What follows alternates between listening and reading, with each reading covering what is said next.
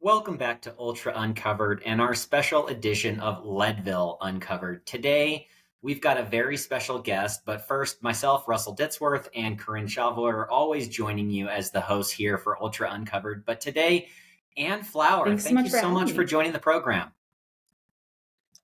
Yeah, it's great to meet you. I think we're going to talk about Leadville in particular, and you've done some big things already in the town of Leadville this year. But to start, let's talk a little bit about your background with sport. Have you always been a runner, or when did you get into trail and ultra running?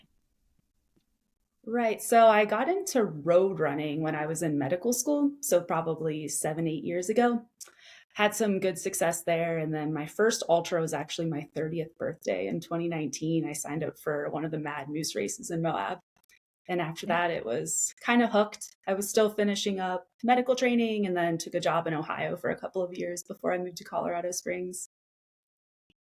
Okay. What made you want to get into trail from the road? Or how did you first learn about it and say that's what I want to go do one of those races? Yeah, before I became a runner, I was definitely more of an outdoors person. So I was the director of the outdoor adventure program at my college. So I was always in the mountains doing fun things. And then I realized that by trail running, I could get further and get to most places people aren't able to see. So it's a natural progression. And then when I wasn't living in the mountains, when I moved away from Aspen to go to med school, I realized running was something that was going to be much more feasible than skiing and hiking and climbing all of the time. Sure, sure. Okay, I'll let Russ jump in with the next one, but real quick, so we don't want to bury the lead too much, but you have won both the Leadville Trail Marathon and the Silver Rush 50 this year. Kind of reminds us of the individual we're going to have as our special guest on our live pod at the expo, Mary Denholm, who did the same thing, and also came from a road running background. So just tell us a little bit about that whole journey. Did you just say I'm planning to run both the Leadville Trail Marathon and Silver Rush? And then how did you arrive at the decision to then also line up for the 100 this year? That's an interesting question. If you would have asked me in the beginning of the summer, I don't think I had much interest in running 100 this year. I did Javelina 100K last October, and I thought that really would scratch the itch distance-wise, but afterward was still feeling a little underfulfilled. The trail marathon was awesome, and then I signed up for the 50 shortly after. Really liked the 50 and thought if that was my success for the summer, then that was great. But I just couldn't stop thinking about doing the 100, and having an entry really clinched that for this year. I'm still not entirely sure if it's the best idea, but we'll find out. Well, you've got a pretty good roadmap from Mary from last year, but also, I am curious. You were mentioning before we started this that you were not able to attend the award ceremonies at the ends of the marathon or Silver Rush. So, how did you find out about the coin and the fact that you had this entry? Did people from Leadville Race Series reach out to you? Talk to us a little bit about that, because that is sort of a big deal. Some people go to those races specifically to get the coin, to be able to get the entry for I either spoke with that them summer after or the the race, next and summer. they were pretty generous right off the bat. Yes. Okay, that's awesome. And so you didn't necessarily give them an answer right away then. Yeah, They correct. gave you a little bit of time to think about it. And you didn't just Okay. run Javelina 100K last year. You won. You ran an incredibly fast time, 8:23, at that race. And yeah, went outright. I mean, you and I believe Jane Mouse won too outright, which was awesome. I've run that race, and it's it's such a cool event, and it's a fast course. So you live in Colorado Springs. Tell us a little bit about how do you think about Leadville in terms of the unique challenges? Obviously the altitude, but has there been anything you've learned from the marathon and the 50 that you feel like are important to know going into the 100? Oh, absolutely. I think I was surprised how runnable the 50 was after doing the trail marathon, where you go up Mosquito Pass and it's 13.1. It's pretty chunky on the way down as well, which is not really my specialty. But I was shocked how runnable the 50 miler was. And the terrain was actually much more kind than I expected it to be. I actually went up to Hope Pass 2 weekends ago. So I think in my mind, this race is going to be a 40-mile run and then a hike, run down, and then another 40-mile run is hopefully how it'll go. Yep. That's it in a nutshell. That's pretty accurate, I would say.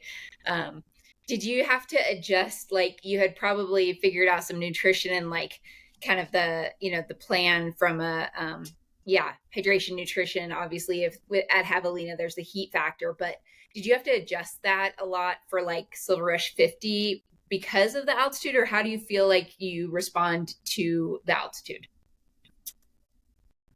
There's obviously unique challenges like the altitude and the weather, but I think my stomach held up pretty well. I think I'm eating a ton more now than I ever have historically while running, and it feels Nice. pretty good. I'm definitely not at 100 grams an hour or anything like that, but I think the 50, 60 range is very comfortable as long as everything goes well.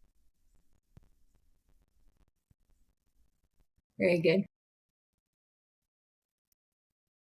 Good. So tell us about, like, maybe you mentioned that the 100K, you ran it so damn fast that it didn't necessarily get that distance or length of time itch out there. So what is it that's exciting you about So I'm tackling your really first hoping to 100-mile race? finish, which is the first goal. I'm really kind of fascinated by human performance and seeing what we can do. It's not something that's intuitive. It's not something that I think, over the course of time that this is what we were meant to do, but it's really fascinating to see what the human body can do, and especially what I can do in these sorts of conditions. So I'm looking forward to feeling what 70 miles and 80 miles and 90 miles feel like.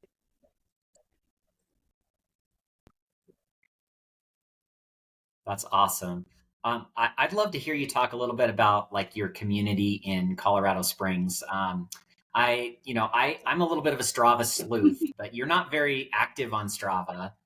But Hannah Allgood is active on Strava, and she sells you out all the time and says, this run I ran with Anne, and Yeah. she basically kicked my butt on this run and all sorts of stuff." So she's very complimentary about your fitness at the moment. Tell us a little bit about your community, some of your friends that you So enjoy Hannah's running with obviously in such a Colorado stud. She's Springs. so fast. She's so consistent. The way we became friends was I signed up for a race in Aspen maybe 3 summers ago, and she beat me. I was like, who is this girl? And then they said she was from Colorado Springs, and then we started running together. So Nice. it's phenomenal. It's such great training partners. And luckily her schedule and mine line up where a lot of days, Wednesday morning or Thursday morning, we're able to get big mileage in when the trails are empty and there's not many people. So that's really great. And then dozens of other really strong, fun people to run with. Yeah, there's a lot of great folks in Colorado Springs. And a lot of great trails, excellent trails, I would say, also for Leadville, right? So, okay, a little bit of a detour, but I have a question about your shoe choice for Leadville, because I noticed you've got, I mean, obviously you have a road background. Looks like you like to wear super shoes from some of your photos. What's the plan? Are you going to change for Hope Pass, or like, do you have your footwear lined up? I'm hoping to not have to change my shoes, but I do have 2 pairs. I'll probably run in Tectons. I've been running in them. 3s? Yeah. The 2s. The 2s. I got the 3s, but because of the ankle cuff, you can't do the special tie of the laces where you're able to cup your heel, and it just doesn't feel as comfortable for me. So I actually was on eBay finding some nice 2s. 2s. Okay. Yeah. That's the plan. Nice. That should be good.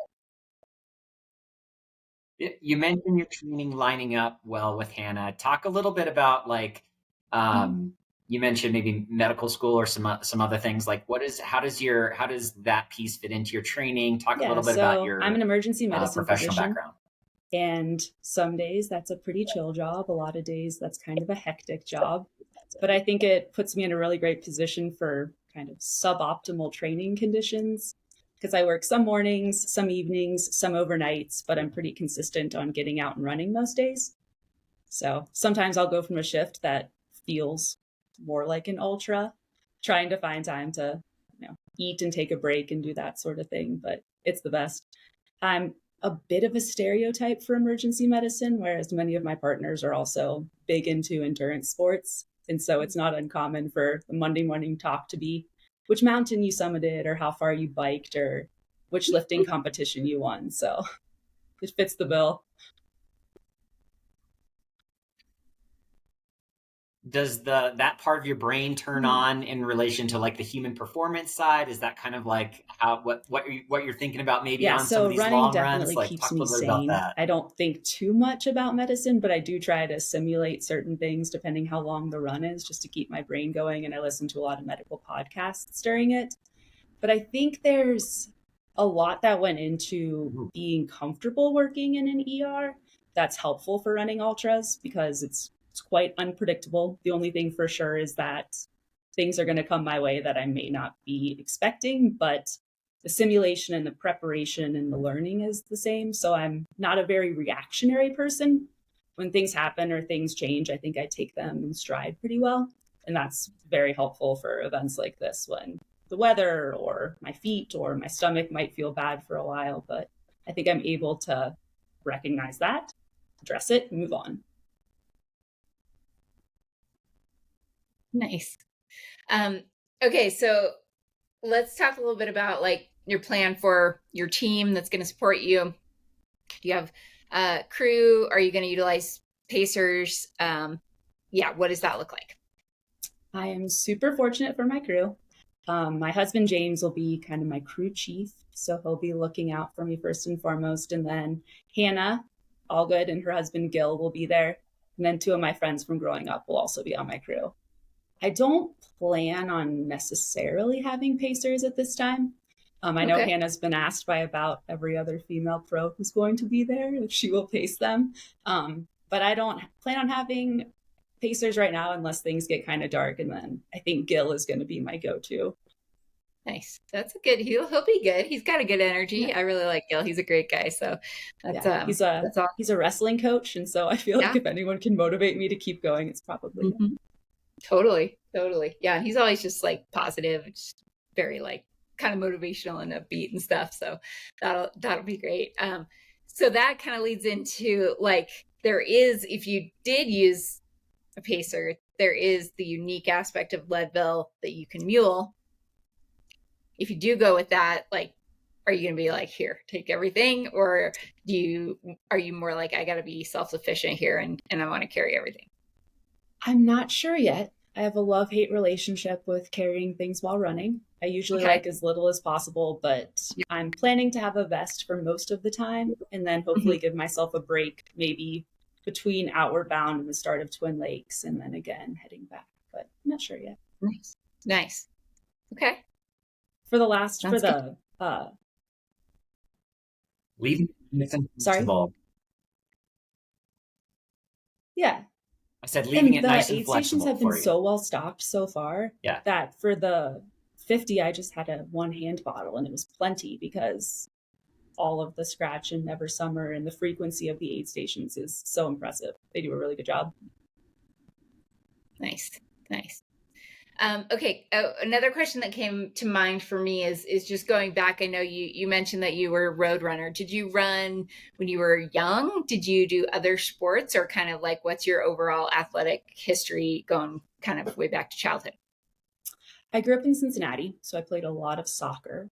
And then my parents worked in education. So in the summers, we were usually camping somewhere, a lot of times in Colorado, Telluride, Ouray, that sort of area. So hiking a lot as a family. And then in high school, I played more soccer and lacrosse than I did running. I did cross country a little, but it didn't really stick. Nice. Okay. And then with the road running, was like, when we look at your ultra sign up, it's just littered with first and second place. It's like you never struggled in a road race or in a trail race ever. So like, is the road running background, was it just like, it was good? You had fun with that, but like you enjoyed the trails more? Like talk a little bit about that. I got really lucky in road running because I didn't find it until I was 26, 27. So I think I had a pretty strong muscular background. So then running came easy. But I got to go to the Olympic trials in 2020, which was awesome. And then the first time I ran a 50, I showed up in soccer shorts and Asics to Moab, which was really interesting. And then I kind of figured it out from there. I haven't been at many races where there have been a ton of pros. It's been a lot of kind of like local sort of stuff. So yeah, the first and seconds are wonderful, but haven't quite raced against people who are super speedy yet. I have had some hiccups for sure. At Desert Rats, I ended up on like an additional loop somewhere. So I ended up running like 36 miles for that 50K. In there. But yeah, it's like, I don't know how I did that. But other than that, yeah.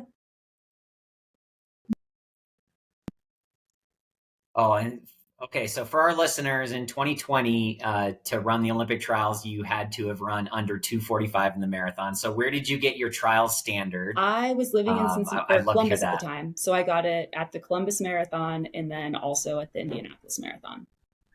Flat and fast. Okay. So you got it twice. Okay. That's pretty awesome. And so 2020 race, that was the last race before COVID hit and decimated every race across the country. So I guess that was a natural transition into more trails. Like most of the world was already shutting down and I was flying to Atlanta.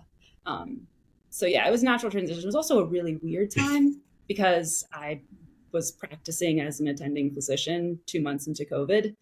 So I was working a lot, wearing Papper scuba suit and that sort of thing. So kind of a weird time. Yeah. Are there any races that are like really on the bucket list, or have you thought about kind of where you want to go, from here? Anything that you're like, man, that is something that I kind of have to run in my career? I'm not sure yet. I really wanted to get to Chamonix, but I didn't think that UTMB was for me. So I went last summer during the Marathon de Mont Blanc time. And all that I got into was the 10K, but it was still awesome. It was great to be there and run all of the trails. So I think for me, it's more travel and getting to see other places. Yeah, for sure. Cool.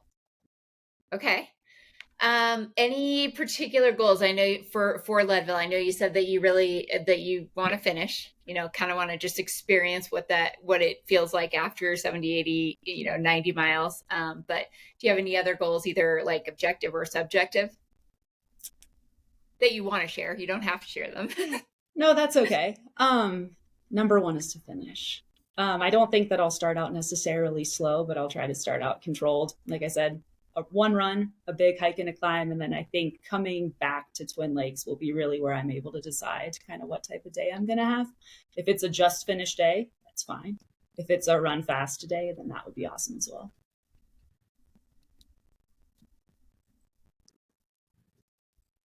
That's awesome. Well, hey, I think we just have maybe one final question for you. And I really appreciate you being able to take the time to talk with us today. I'm really excited that you are running the race. I had reached out to Leadville Race Series right after the 50 miler saying, hey, do you have any intel? Is Anne going to be running the 100 or not? And they were like playing pretty coy with me. They're like, we're not sure, but we'll let you know if we find anything out. So really excited that you're taking it on and that you'll have kind of the three of these races this summer. But our final question is, and you said that obviously a finish is a great thing. So what are you going to do to celebrate after Leadville this year in 2025? Hopefully a fun brunch with the crew on Sunday. Wearing like shorts I can wear a belt buckle with. Love it. That's good. Nice. Love it. Yeah, for sure. A big belt buckle. Awesome. Cool. Well, thank you so much for joining us. It's great to get to know you a little bit, and congratulations on all your success so far in the sport. It's going to be really cool to see you out there with the whole field. And there are, I feel like particularly on the women's side, there's a great group running this year. So we'll both be really excited to follow you. We'll be out there, and let us know if we can do anything to help you out. But if we see Gil or Hannah, we'll make sure to check in with them and see how things are going. And hope you have a great day. Thanks so much. I appreciate it. Thank you, Anne.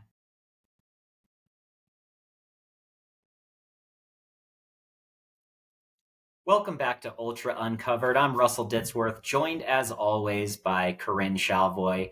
And today we've got a special episode of Leadville Uncovered. And today, Bo Shelby is joining the program. Yeah, Welcome, thank Bo. you guys for having me on.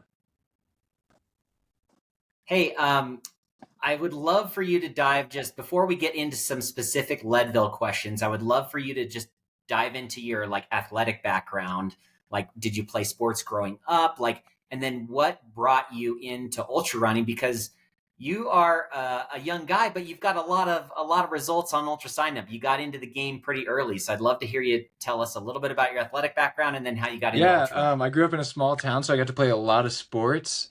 I played. Well, when you say small town, you're talking to somebody who's from Uray, Colorado, like 26 people in my class. So where was this small town? I feel like it's similar. Yeah, I'm from the armpit of Texas, down in Southwest Oklahoma. Okay. We had 2,000 people in our town. So I was 34. You got me beat on the That's the class size. Okay, you can say small. Okay, I get. All right, continue. Yeah, we were showing pigs and stuff growing up. So Got it. So I played football, I played basketball. Weirdly enough, wasn't that into the running sports, like track. Absolutely scared me. Like, I would get the shakes before every track meet, so I wasn't the most into track, but played those sports. And I was also into running in my free time. My dad got me into running, and I even thought I was training for the Olympics at a young age. Like 5 years old, I gave up soda pop to try and train for the Olympics. Nice. Still working on that goal, but after The Olympics, soda pop. I just recently started drinking soda again, mostly because Coca-Cola is like a secret weapon. In ultras, yes. Yeah. But after high school, I started running more seriously and started doing the marathon thing. But for me, the pinnacle was Boston, and once I hit that, I was like, okay, I don't know what else to do. So I found out about ultras shortly after, and just figured I'd give them a shot. So we got your first ultra back in Oklahoma in 2017. And then I see a bunch in Colorado. So tell us a little bit about how you made your way to Colorado, and then what really intrigued you about some of those races that you were doing to start out. I see, Grand Traverse is on there, Bighorn is on there. And then obviously, then we can start getting into some Leadville. Yeah, it was honestly a rude awakening, transitioning from the Oklahoma Ultras over to Colorado. I did not know what I was in for. I mean, of course, it's still hard. If you're running 100 miles, it's hard no matter what. But I was looking at times coming into Grand Traverse, oh, these aren't actually that fast. But I didn't comprehend that, oh, these people are running up a mountain. So I showed up and got humbled very quickly. Had a miserable time in the Colorado Ultras, but over time I learned how to pace myself and do them, and now I love the mountain ultras. They're my favorite type of race.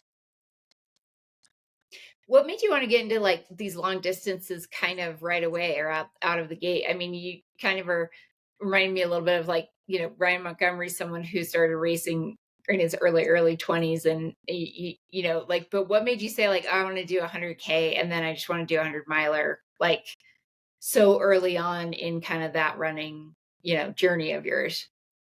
Yeah, I think I've always just been fascinated by sports in general and endurance sports, and I like the mental aspect of it. So for me, I've never been the fastest person, especially in track. I was getting lapped on the track in the 2 mile in high school. So for me, the mental aspect has always been really appealing, and I just had the mindset of I wonder what this body that I was born into can do. So I'm gonna go check out some of these longer races, and just really fell in love with kind of that late stage in the race, when your brain is wanting to stop and you're overriding it.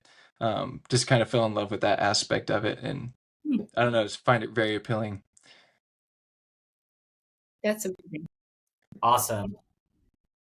I saw, so this year you competed in the Silver Rush 50 miler. And you had mentioned to us before we started talking here that you were not actually in the 100-mile race until after being awarded a coin at Silver Rush. My question is, as that race goes out, there were some heavy hitters that joined that race. I think Cade Michael was in that race, going out hot early, and a bunch of other good runners. Kind of, where was your head at, knowing that like maybe the running in the 100-mile was a big goal for you? Where was your head at the beginning of the Silver Rush 50? Because what I saw as I was tracking the race is that you ran a very, very patient race and moved your way up in the field all the way throughout the day. I think for me, I know my strengths, and my strengths aren't going out hot and trying to run a quick pace. And so I just let those guys go and didn't worry about it. Like, I think for me, I just got to run my own race and trust that the time I'm going to aim for is going to put me in a competitive position. And so I just always want to stay steady, and I'd much rather be the person chasing at the end than getting chased and not having any gas in the tank to hold people off. So, I just wanted to run pretty consistent throughout. And I was honestly worried that I had burned a few too many matches early on, but I was able to hold on to the pace pretty well at the end. Nice. Yeah, that's always the challenge. Is you don't know, am I burning too many or not? But you have to sometimes go for it and then get to that point to find out. And sometimes you can hold on to it, which is always the exciting part. So you have run Leadville before.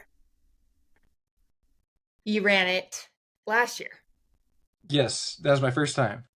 And before that, you have run you've run many other hundreds, but mountain hundreds, Run Rabbit. I'm kind of curious, just your take on like Run Rabbit versus Leadville. How do you feel about, like, do you feel like one is harder than the other in your experience, or kind of how would you compare those two, or how would you describe them as being different? I think as a flatlander, like, I still, in my heart of hearts, like a lot of runnable terrain. And I feel like Leadville has, they're both very runnable, but I think Leadville has more of that. And I'd say Run Rabbit was challenging because there's a monster climb like around mile 70, which climbing's not necessarily my strong suit. So I found that race just to be a little more challenging, whereas like I think my stronger suit is maybe altitude and running on trash legs.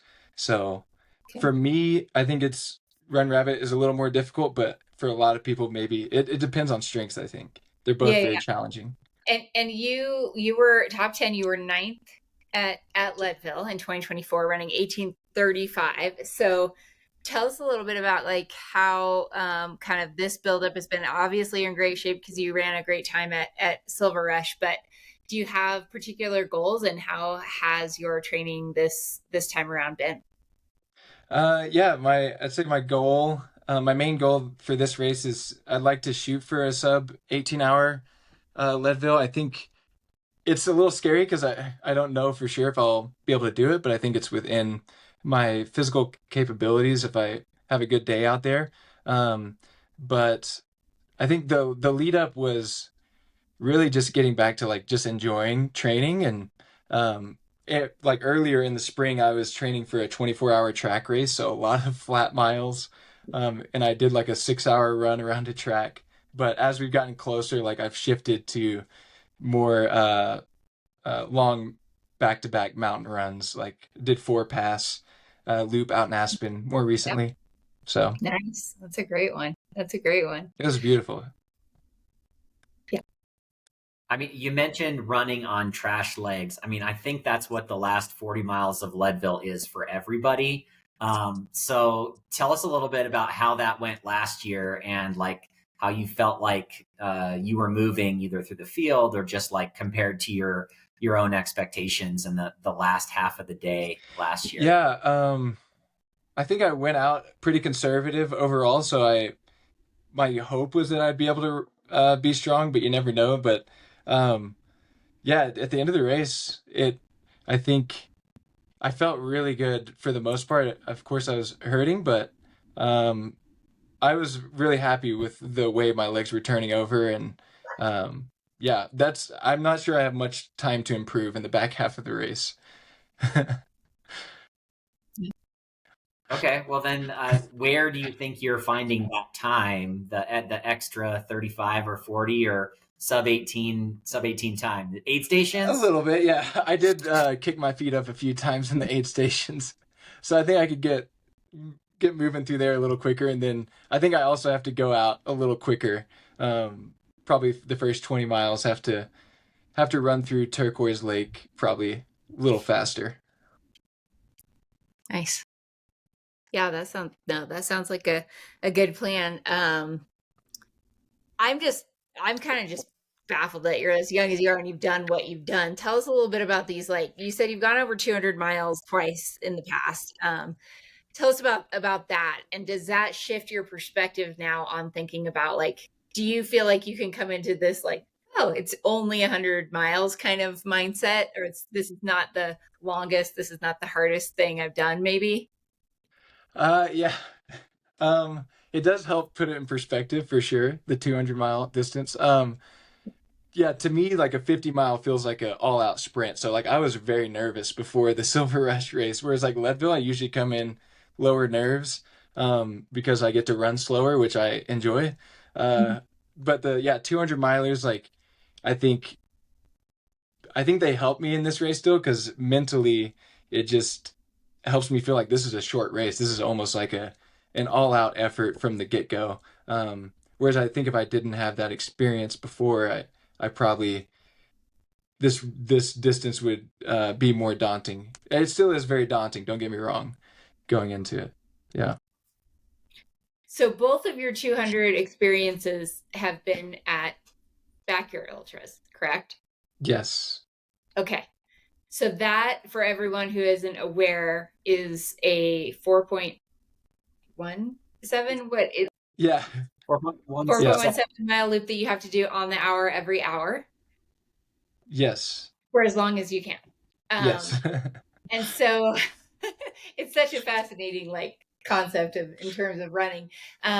What did you do? What was your strategy in those? Like, I'm always curious. Did you run fast and use the time to chill? Did you evenly pace? So or did it change throughout the course of the event?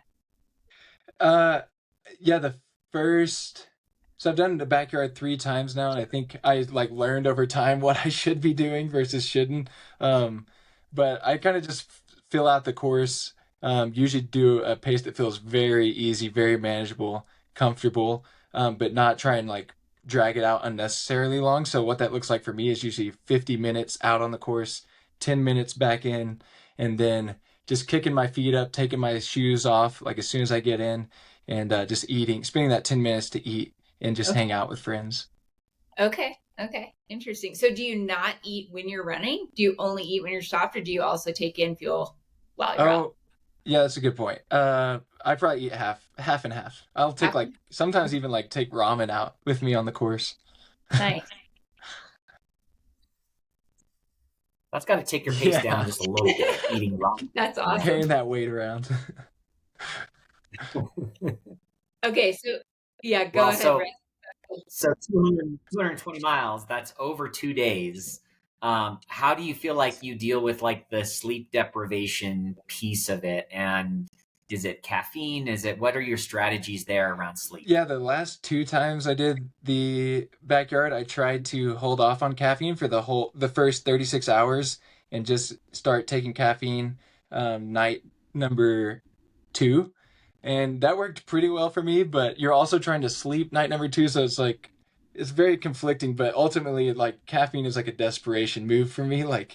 If I'm about to fall apart, that's what I'll turn to. So I try to save it for an emergency on that front. And then for some reason, the third day is infinitely harder than all the time before that.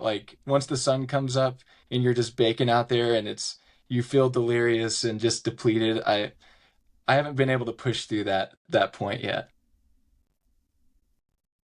So are you zero caffeine on your hundreds then that are in the 20-hour range, or is that just like, okay, I got that, that's no problem? Like what's your daily routine look like for caffeine? Is it none? I like caffeine at work. It helps me out. But I'd Right. say in my ultras, I try to save it for the back half of the race. I feel like it's a stimulus to kind of get me jacked. But I know like people like David Roach, he uses it throughout the race. So maybe I'm missing the benefits early on. So I don't know. What do you think? I maybe even some performance gains out at the first part of the course. I think it's good to use throughout. I mean, I use caffeine throughout the day generally, so I think it has a slightly less impact on me Mhm. personally. But I'm using caffeine like I didn't use it in Leadville the year I ran the first 3 hours, but after that I was using And it it didn't mess throughout. you up at altitude? Oh, Oh okay. no, it messed me up. Okay, maybe I'll stay away. I told my pacer around Twin Lakes on the way in, like, hey Chris, I'm feeling a little jittery. What do you think? He's like, I think you should not take another caffeine gel. Is what I think. I think that makes sense. Russ also tends to pound, some monsters every now and then. You do have yourself some caffeine. I think it depends on how sensitive you are to it, and then like how quickly it hits you. And I also feel like different mediums, affect people differently. There's people that like caffeine pills, like longer, like maybe a little bit like what more slow time release. This, Mm. depending on the mechanism, if it's liquid, if it's in a gel, I feel like all those things can affect you differently. But I do agree with like kind of once you're on it, you probably need to stay somewhat in that same cadence, whether it's every 2 or 3 hours or whether it's like every 45 minutes or something. Like you probably don't want to then have a crash at some point. So all individual, but something that sounds like you could experiment with in the future. Along those lines, you mentioned David Roach, but are there other people in the sport that you pay a lot of attention to, or they're kind of inspiring to you, or that you follow? Do you work with a coach? Yeah. So on the inspiration piece, like Zach Miller, I think is like the guy I want to be like. Like I love that he pushes all the way to the finish, and his video like racing Hayden Hawks, I can't remember what it's called, but Oh that yeah, is an all-timer. That's a Hawks great bit. versus Miller. Miller. Miller Yeah. Hawks. That is a great one. So yeah, he's probably my favorite person to follow in the sport. I'm a big Hans Troyer fan too. I think it's hard not to like that guy. But yeah, as far as who I'm coached by, I'm actually coached by Endurance out in Golden. Gabe Yeah. Dorn is his name, and Cool. they actually provide me with PT as well. So kind of go to them for all of my physical and mental coaching needs. That's awesome. They're keeping you Yeah, young and fit then, trying right? to. I'm about to turn over into 30 though, so I'm not sure they'll be able to help me out much longer. Well, and it sounds like you work full time as well. What do you do, and do you work full time, or are you trying to kind of, how does the running fit into your professional life? Yeah, yeah, I work full time. I do finance, but yeah, my passion, of course, is running. So it's more running's ultimately a hobby, but like a very serious hobby, I guess, Yeah. for me. And then yeah, and like longer term, where I want to kind of move towards with my work is like to create a board game business eventually, but Cool. that's a later goal. Cool. So, We need to connect you with Kevin oh, I don't Russ. think I know him. Kevin, he famously joined Jameel Curry on the Chipotle Challenge, and he is into that. He creates games. I don't know if it's board games, but he definitely creates games and has some that are out there. But another ultra runner who creates games. I think Cool. So game, at least one. But yeah, That Very Chipotle challenge is next level too. Like a month's worth of fighting over Chipotle. It's intense. yeah, it's amazing. It was get that Yeah. local legend. All right. So Leadville, like, what is it that, tell us a little bit about like your team. Are you bringing back the same people who crewed you? Are you going to utilize pacers? And, what does the team dynamic, who's going to be out there with you? Yeah, my parents usually come out, but my mom's actually in a dancing competition the Yeah, same weekend cool. as Leadville, so we're both Cool. competing. Uh, Nice. but so they won't be able to make it. And then usually my buddy who will take over my social media comes out too. His name's Ty, but he won't make it. So I'll be missing those guys, but I still have my brother coming out. Um, and he's helped me. He helped me at Big's backyard. He's like a really good cook, and he like blends everything up into like a porridge. So like I'm looking forward to ramen porridge out there at Wow. Twin Lakes. And then I've got my buddy Preyas, who's also really good with on the nutrition side, gonna help me out. And then my friend from Oklahoma and from high school named Will. He's never been to one of my races, but so it'll be cool to have him out as well. And then I've got some other buddies pacing that run in with Golden Mountain Runners. Perfect. Yeah. Okay, awesome. Yeah, I was gonna ask about the pacers because you got some sections that you can take advantage of, some potential rules with Leadville, and I am curious about that for you. And this is one of our final questions we've asked all of our guests. I guess, have you taken advantage of that in the past, the muling for pacing, and then what pieces of gear, or is it all the pieces of gear, are you looking forward to having your pacers mule for you this year? Yeah, I'm looking forward to everything. I'm definitely loading them up. Gonna take full advantage of the rule. Like last year, I had my buddy carry my stuff, and I use bottles that are a little weird, and he said the bottle bruised his side. So I'm gonna try and maybe I'll try and pick out some more pacer friendly bottles. But I would like them to hold everything. I love the feeling of running unencumbered. Perfect. Yeah. Okay. And before the last question, what other races are like on your future bucket list? What do you want to someday run? Yeah, so I'm on the wait list for Cocodona for next year. So maybe that one. The 200-mile race like environment was okay. Yeah, I would like to see what it's like to not be on someone else's clock, to actually just run.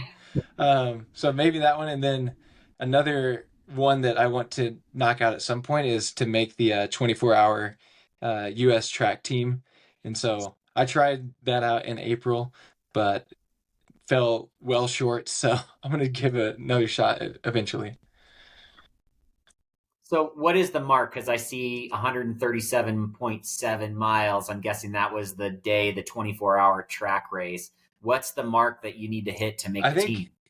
It's like based off of who gets the most mileage. So to give myself a fighting chance, I'd have to probably hit like 150.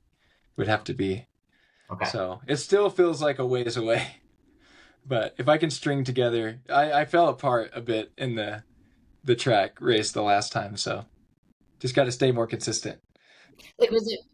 Yeah, you break down the average pace, and it's like, okay, that feels like I could do it, but then it's putting it together on the day. A lot of people can go out and run, a 3-hour marathon followed by another 3-hour marathon, and then it gets real.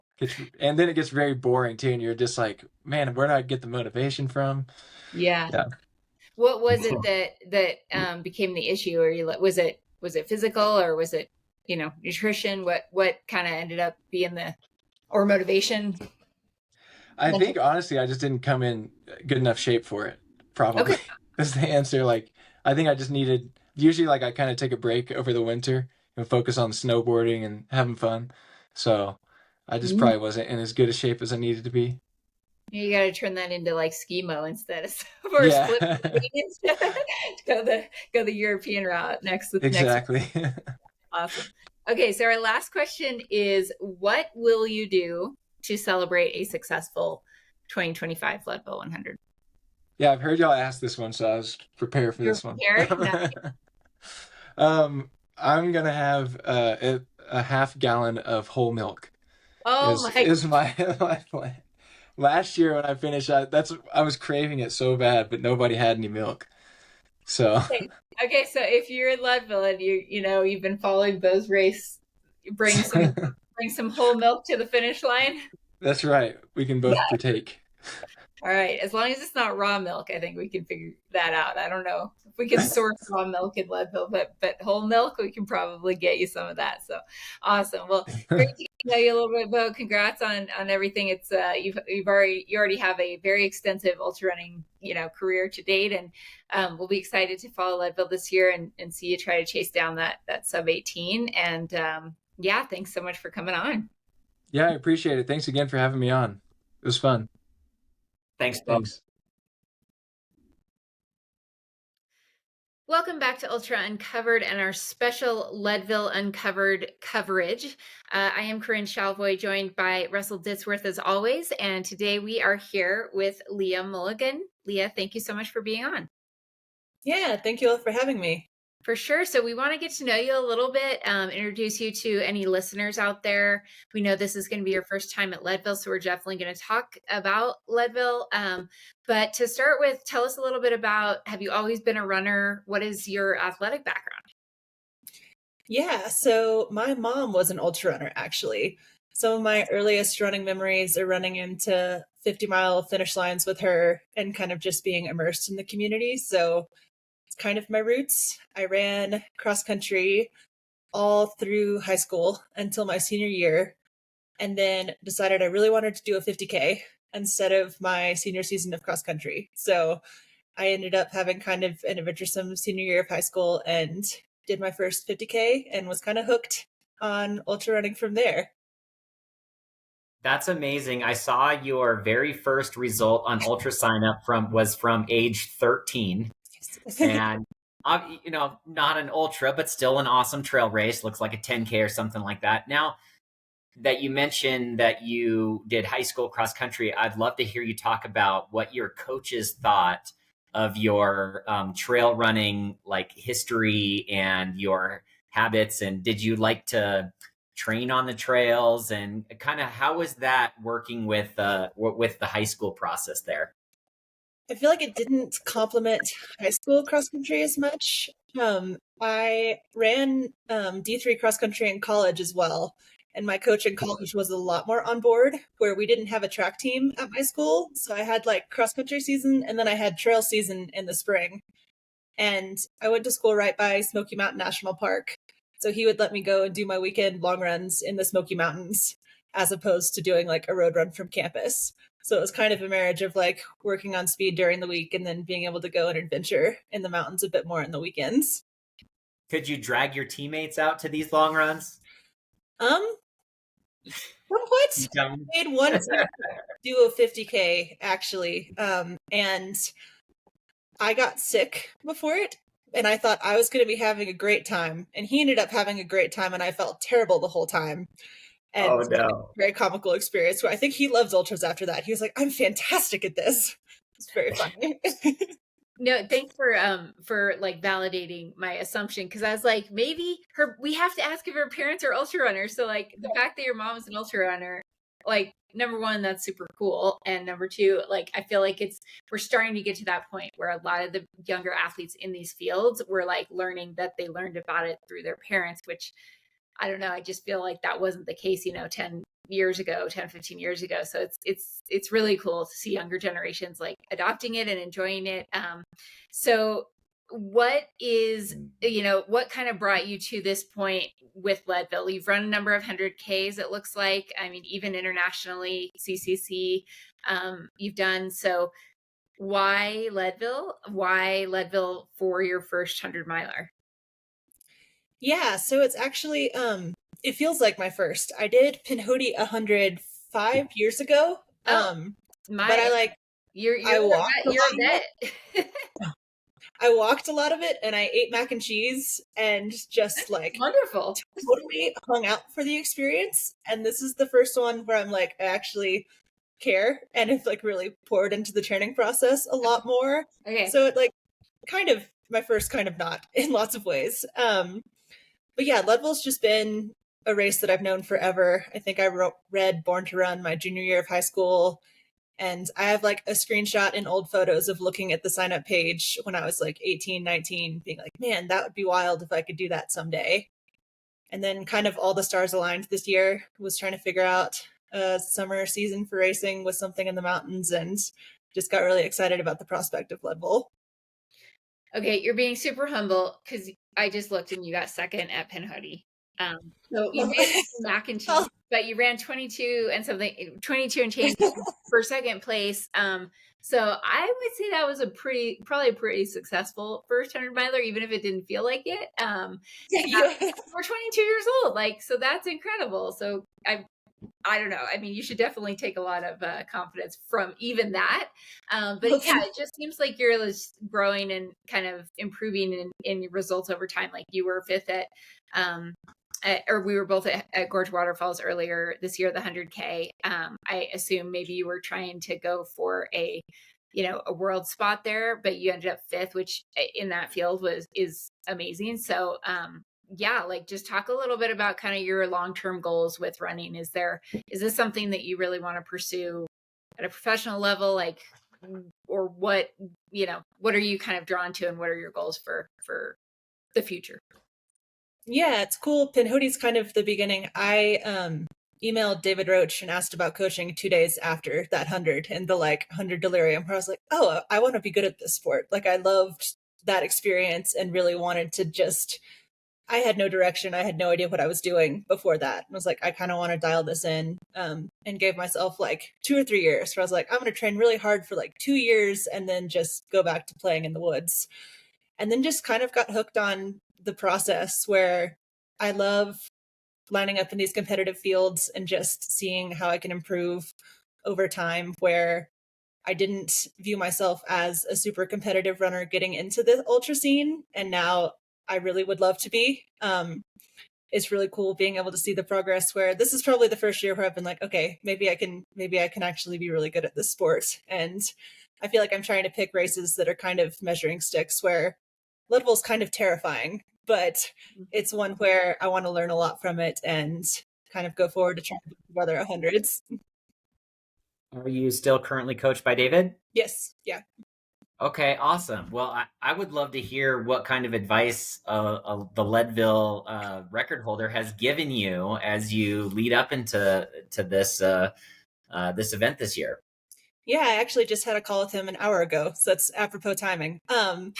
He's super good at talking me off of being really anxious. I feel like I get super in my head before these races. Like that was part of what drew me to ultras as opposed to cross country and competitive running, where I would just get too in my head. Where his main advice to me that's always helpful is to just love the process of the race and to find the joy in the moments where you can. Where Leadville, especially at altitude, it's inevitable that there's going to be some really bad moments. Like could throw up from the altitude, probably going to feel heady, going to be some low points. But to also, I love the views out here so much compared to East Coast where I'm from. I love the community at these bigger races. I'm just really going to lean into soaking in every minute of it. And he's good at drawing me out of that anxious prone state and being like, yeah, focus on it's going to be a blast and it's going to be hard, and to lean into both of those aspects of it. That's perfect. That sounds super good. So tell us a little bit about your team. Do you have people coming out to crew, to pace? Who's going to be helping and supporting you this year?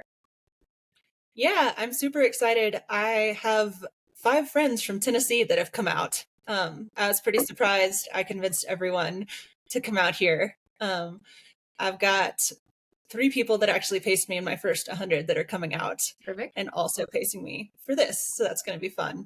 My husband's one of them, where he's been my training partner out here, where we travel in the minivan together and have done a bunch of mountain runs this summer. And then 2 of my good friends. Nice. So I know that, Tennessee, there are mountains. I actually was in, Nashville area for the US Trail Running Conference last year. It's you can definitely find some furs. So the question is more about altitude. Have you done anything in particular to try to, other than, I know you've been there for a little bit of time, so you're trying to acclimate and get out there early. But did you do anything else in the prep to simulate altitude or try to kind of get that altitude stimulus? being from Tennessee? Yeah. So as soon as I finished the school year, I just finished up a teaching semester and then went right out to Tahoe for Broken Arrow. I did the Triple Crown kind of as my prep for this, of just trying to I wasn't adapted at all. It was just kind of go for it and try to smack myself with some hard efforts to try to get adapted going into the month here at Leadville. So it was okay. The 46K was awful, and then I felt great the next day with the 23K in terms of altitude. It felt like that one day with a long time pushing hard out there really helped the next day. So kind of set the trajectory well for the rest of summer. That sounds like a great prep. And I mean, doing those back to back to back too, I'm sure you learned a little bit about your body in terms of recovery and but just also having that confidence that oh, I can go hard again the next day, right? Even though I might feel tired or whatever, I would imagine that's, probably going to make you feel good going into Leadville when you're going to have that fatigue state. So, that's super cool. I mean, there's so many people that sign up for the Triple Crown and it's day 3, they're like, yeah, I'm not going to do the last one. So to complete the triple sounds awesome. And that's also a highly competitive field. So really probably good, also good practice at racing, right? Yeah, it was very fun. And the camaraderie the last day where everyone who had finished out the Triple Crown, we all knew each other at that point. So it was cool. Being all right, we've gone on this journey together. Very cool. Very cool. Are there any parts of the Leadville course that you're excited about, nervous about? I think most excited about Hope Pass. I've run it once while out here and I love technical terrain, particularly technical downhills where especially the bottom of Hope Pass kind of feels like Appalachia. Mm-hmm. Running it, I turned to my husband and I was like, this kind of feels like home. It'll be a nice point in the race where if I feel good at all, I'll bomb down Hope Pass back to Twin Lakes. So fingers crossed, at least sort of doing okay at that point. And then I think this is a silly part to be the most intimidated by. Some of the just flat roads where I identify as a very technical runner, especially coming from the East Coast where I haven't done many races of just super runnable terrain. So it's going to be interesting to kind of see that far along in the race how my legs can do on super runnable dirt roads. Yeah. What kinds of things are you going to be looking for on race day to know that you're having a good day? What kinds of things are you going to be doing in the different stages? First half of the race, are you going to be keying on oh, I got to hit paces? Or is it going to be more about I got to take care of myself and make sure that I'm getting the nutrition that I want? What are you going to be thinking about as you go through the race that'll help you know you're having a good day? Yeah, I think just staying very in tune with myself where, especially at altitude, I've learned, especially the last 2 weeks on long runs, to respond really quickly if I'm getting my heart rate too high on a hill, if I'm starting to feel woozy, making sure to get in caffeine and nutrition and all of those pieces and staying really in tune where if I can avoid bonking for several hours at a time, that would be a great indicator it's going okay. I think I want this to be a very individualized race where I'd love to be competitive in this field, but I think if I'm too caught up in where I am in the field, it's going to end up being a stressful day as opposed to a fun one. And there's not too much you can do to push harder at altitude where it's just going to be the day that it is. And I'm excited to put together those pieces. But yeah, just kind of checking in periodically with how I feel, I think. So you mentioned Hope Pass, but have you seen other pieces of the course? Are you trying to save it so that you maybe don't see certain sections? Tell us a little bit about where you've been going in Colorado and what's got you inspired as you are looking ahead to this. Yeah, I purposefully tried not to see much of the course, so I haven't seen the middle section at all. I did Powerline as well, which that was really fun. I was doing a little moderate workout up it, and I was going the same speed for 30 seconds as Kate Courtney biking up it. So we were nice. Added for 30 seconds up it. I was like, this has got to be good luck. We're Kate Courtney is awesome and just had a super. You were running it during the race? No, I was doing it the weekend before when she was practicing. So we were both just out training efforts and we're hanging out together for a minute. Fun. So that's fun. Nice. Yeah, we all know how that turned out, so that definitely is. That's some good vibes right there. That's a Leadville mountain bike champion right there. Yeah, definitely. Yeah, other than that, I did Mount Elbert. I've done Kokomo Pass, did a point-to-point on the Colorado Trail. have gone down to Buena Vista and have done a little bit of running, and then have done a lot like behind Leadville as well, where my tiny house is kind of on the outskirts of town, where like Mosquito Pass direction has been fun to explore as well. Cool. Very nice. Well, you clearly had to plan ahead a little bit for Leadville, since you had to, like, throw your name in the lottery like all the way into last year. So tell us a little bit about your season. You mentioned, obviously Gorge was in there, the Triple Crown at Tahoe at the Sky Race there, at Broken Arrow, and then now Leadville. Tell us a little bit about how you were thinking about your season as you kind of built it at the beginning of the year. Yeah, so Leadville was actually a weird pivot for me. I work with Sportiva. Oh, okay. They got me in the race a little late. Nice. I was in the lottery for Cascade Crest 100 because I really want to do hard rock one day, and didn't get in that, and was like, oh, I really want to try a mountain 100 and just experience it. And they mentioned that Leadville was a possibility, and I was immediately like, okay, I'd love to do that. Like, that gives me that excited feeling looking towards the year. So then everything else ended up kind of built around Leadville, where I'd known I was wanting to do Gorge, where it's kind of East Coast-esque trails and was a really cool competitive 100K, which I love. But I kind of picked Broken Arrow, Triple Crown of like, okay, this would be a good stepping stone towards a mountain 100 up high. And then it just kind of all the pieces fell together. So Nice. Worked out well. So you're going to be wearing the Prodigio Pros out there, or what's your shoe choice? Yeah, I love the Prodigio Pro. I've heard so many good things. I got to try a pair of these shoes. Like, one of our friends just got some, and he was like, I love them.